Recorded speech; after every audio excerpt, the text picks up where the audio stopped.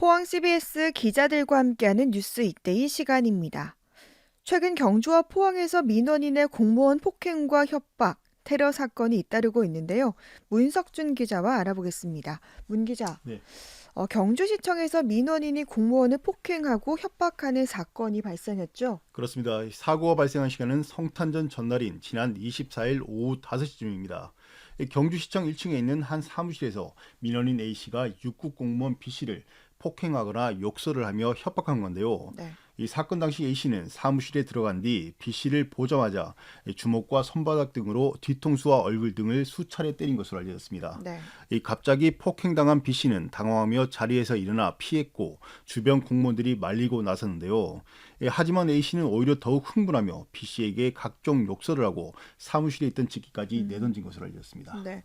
경찰이 출동한 후에도 A씨의 행동은 계속됐다고요? 그렇습니다. 이 주변 공무원들의 신고로 사건 발생 5분 후쯤 경찰이 도착했는데요. 네. 하지만 A씨의 난동은 그치지 않았습니다. 시청 로비에서 계속 욕설을 하고 인근 공무원 등을 상대로 발길질하며 소란을 피운 건데요. 경찰이 계속 제지했고 A씨와 함께 시청에 왔던 또 다른 민원인이 말리면서 난동은 10여 분 만에야 겨우 끝났습니다. 네. 이 출동한 경찰은 A씨가 폭행을 하긴 했지만 정식 사건 접수가 이루어지지 않았던 만큼 A씨를 현장에서 체포하지는 않았습니다. 네. 피해 공무원 B씨는 폭행 등의 충격으로 이날 병원에 입원했는데요. 다행히 큰 부상을 입지는 않아서 월요일 퇴근한 후 출근한 것으로 알려졌습니다. 네. 이 A씨가 시청을 찾아와서 공무원을 폭행하고 난동을 일으킨 이유는 무엇인가요? 사실 그 이유가 조금은 당황스럽습니다. 바로 경주시청 주변에 붙어 있는 현수막 때문인데요.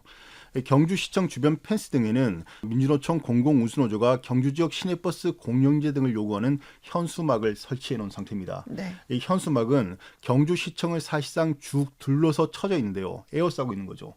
A씨는 경주시가 이 현수막을 빨리 떼지 않는다며 난동을 피운 겁니다. 네. 이 사건 발생 30분 전쯤에도 A씨는 피해 공무원과 통화를 하면서 현수막 제거를 요구했는데요. 이에 대해 피해 공무원은 현재 버스노조와 협의를 진행 중인 상황으로 조만간 합의가 이뤄지면 현수막을 제거하겠다고 답했습니다. 네. 하지만 A씨는 이미 수차례나 현수막 철거를 요구했는데 왜 내 말을 무시하느냐며 찾아와 행패를 부린 겁니다. 네. 이 사건이 발생한 다음에 공무원 노조가 가해자에 대한 엄중 처벌과 재발 방지 대책 마련을 촉구하고 나섰죠? 그렇습니다. 이 공무원 노조 경주시 지부는 지난 27일 시청 브리핑룸에서 기자회견을 갖고 공무원 폭행 사건과 관련해 가해자를 엄중 처벌하고 경주시는 재발 방지 대책을 조속히 마련하라고 촉구했습니다. 네. 이 노조는 정당한 공무를 수행하는 공무원을 폭행하고 폭언한 사실에 경악을 금치 않을 수 없다면서 민원인의 폭언과 폭행, 협박, 성희롱 등이 해마다 늘어난 상황에서 공무원 노조는 이번 사건을 간과하지 않겠다고 밝혔는데요. 네. 이들은 공직자라는 이유로 일부 몰지각한 시민들로부터 인간 이하의 대접을 받고 있다면서 경주시장은 악성 민원인에 대한 공무원 보호 조치를 즉시 시행하고 재발 방지 대책을 마련하라고 요구했습니다. 구체적으로는 폭력 사건 피해자에 대해 공무상 재해 인정과 정신적 피해 보상, 가해자나 동종 범죄 전과자들의 경주시청 접근 금지, 악성 민원에 대해 물리적, 법적 대응을 할 수 있는 신속 대응 TF팀 구성 등입니다. 네. 노조와 함께 준하경 경주시장도 가해자에 대한 강력한 법적 조치를 약속하고 추가 피해 방지 대책 마련에 나섰죠? 그렇습니다.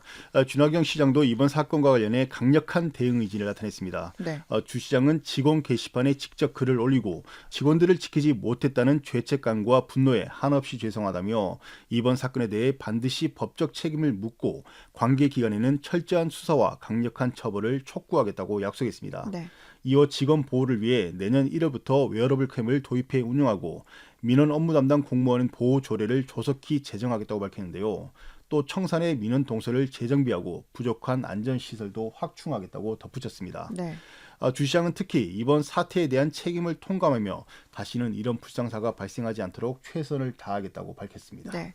이 사건 이후 가해자 A씨는 경주시청을 잇따라 찾아와서 자신의 잘못을 뉘우친다며 사과 의사를 전한 것으로 알려졌네요. 그렇습니다. 이 사건 발생 초기 A씨는 자신의 잘못을 인정하지 않으면서 오히려 경주시 행정을 탓했던 것으로 알려졌습니다. 네. 또 주말 동안 B 씨에게 사과의 의사도 전하지 않았습니다. 하지만 CBS 노컷 뉴스의 단독 보도와 수많은 언론사의 후속 보도 이후 논란이 커지자 돌연 입장을 바꿨는데요. 네. 이 월요일 오전에는 공무원 노조를 찾아와 사과 의사를 밝히며 기자회견을 하지 말아달라고 요청한 것으로 알려졌습니다. 또 A 씨는 다음 날인 화요일에도 시청을 방문해 피해 직원과 다른 직원 등에게 사과의 의사를 전했습니다. 네. 경찰은 조만간 가해자 등을 불러서 이번 사건을 조사할 방침입니다. 네. 그리고 앞서 포항에서는 민원인이 간부 공무원의 얼굴에 염산을 뿌리는 사건이 발생했었죠? 그렇습니다. 지난 10월 29일 오전 9시 반쯤 민원인 C씨가 포항시청 7층 대중교통과 사무실을 찾아와서 과장 D씨와 언쟁을 벌이다 생수병에 든 액체를 D씨 얼굴에 뿌렸는데요. 네. 이 뿌린 액체는 바로 염산이었습니다. 이 피해 공무원은 급히 물로 얼굴을 세척한 뒤 구조대에 의해 서울 지역 병원으로 옮겨졌는데요. 이 경찰 조사 결과 C씨는 포항시의 택시 감차 정책에 불만을 갖고 이 같은 사건을 일으킨 것으로 드러났습니다. 네. 현재 피해 공무원은 퇴원했지만 아직도 치료를 받고 있는 중인데요. 이 한쪽 눈의 경우 실명 위기에 처해 있어서 매우 세심한 치료가 필요한 것으로 알려졌습니다. 네. 그리고 또 경주시청에서는 민원인이 손도끼로 행패를 부린 사건도 있었죠? 그렇습니다. 이 사건이 발생한 건 지난 9월 말이었는데요.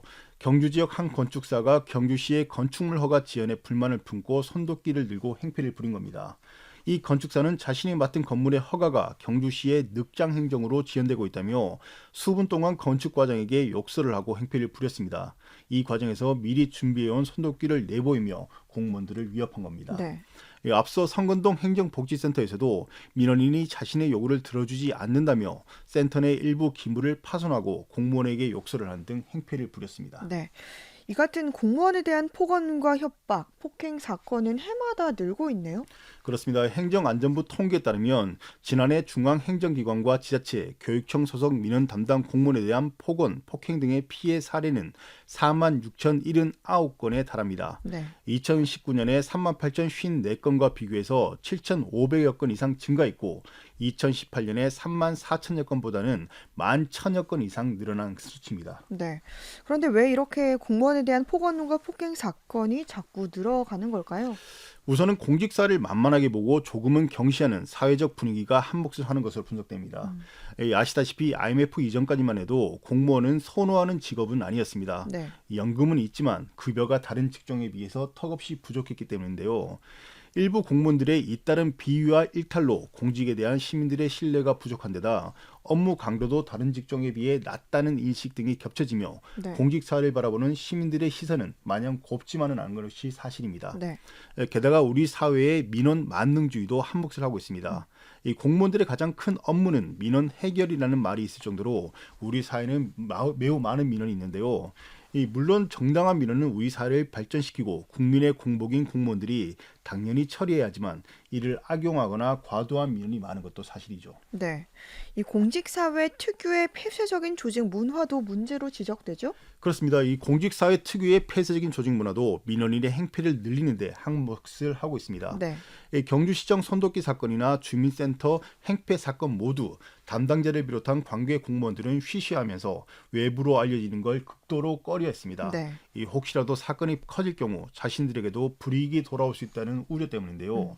결국 이 같은 복합적인 이유로 공무원에 대한 폭언과 협박, 폭행 등은 해마다 늘고 있는 것으로 분석되고 있습니다. 네.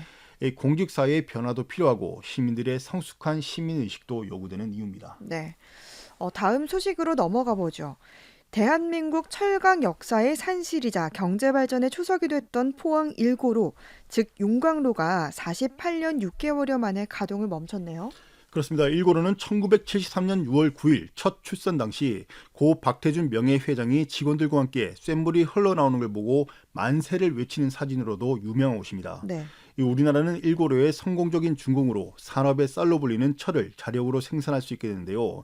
이 쇳물은 조선과 자동차, 가전 등 국내 제조업이 비약적인 성장을 거두고 글로벌 경쟁력을 확보할 수 있게 만든 한국 경제의 밑거름이 됐습니다. 네. 그래서 이 포항 1고로는 민족 고로 또는 경제 고로라고도 불려왔죠. 그렇습니다. 포항 1고로가 반세기 가까이 생산해낸 쇳물의 양은 총 5,520만 톤에 이릅니다. 이 포항 1고로는 국가 경제 성장을 뒷받침한 공로를 인정받아서 민족고로 또는 경제고로라고도 불리웠는데요. 네. 또 철광협회는 국내 최초 최장수 고로로서 포항 1고로의 상징적 의미를 기념해 첫 출선일인 6월 9일을 철회의 날로 제정하기도 했습니다. 네. 이 포스코는 향후 1고로의 역사적 가치와 의미를 고려해서 포항 1고로 뮤지엄으로 개조해 일반에 공개할 예정입니다. 네. 오늘 뉴스이데이 문석준 기자와 함께했습니다. 수고했습니다. 수고하셨습니다.